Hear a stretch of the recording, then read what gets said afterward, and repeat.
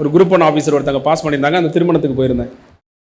அந்த திருமண விழாவில் இப்போ சமீபத்தில் நான் எங்கே போனாலும் என்ன தெரிஞ்சவங்க யாராவது பார்த்தாங்க, பேசினாங்க, எங்களோட ஃபோட்டோ எடுத்துக்கிட்டாங்க. அதனால எனக்கு திடீர்னு ஒரு பூரிப்பு, புதுசாக புகழ் தேடி வந்திருக்குல்ல, அதனால சமூக வலைதளத்தால்.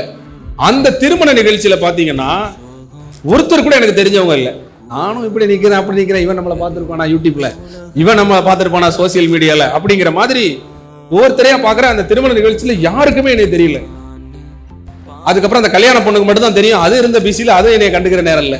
அது இன்னும் காயத்தை ஏற்படுத்திருச்சு அப்படின்னு சொல்லிட்டு எல்லாமே ரொம்ப பிக் ஷாட், வசதியானவங்களா இருந்தாங்க, ரொம்ப வசதியானவங்க. இவங்க ஏன் சமூக வலைதளத்தை பார்க்க போறாங்க, இவங்க ஏன் நம்ம பேச்சை கேட்க போறாங்க அப்படின்னு நினைச்சிட்டு, இருந்தாலும் அந்த பொண்ணாவது பார்ப்போனா அந்த பொண்ணும் பயங்கர பிஸி. வந்ததுக்கு சாப்பிட்டாது போவோம் அப்படின்னு சொல்லி படி வழியா கீழே இறங்கி போய் அந்த உணவு சாப்பிட்றதுக்காக உட்காந்துட்டேன். இலையை போட்டு இலையில எல்லா விதமான, ஏன்னா ஒரு பெரிய ஒரு வசதியானவங்க வீட்டு கல்யாண ஃபங்க்ஷனுங்கிறதுனால எல்லாமே இருந்தது. எல்லாத்தையும் அப்படியே வரிசையா வச்சுக்கிட்டே போனாங்க.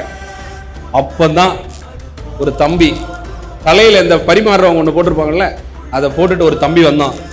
அதை இப்படி வைக்கும் போது என் முகத்தை பார்த்தான். என்ன அப்படின்னா,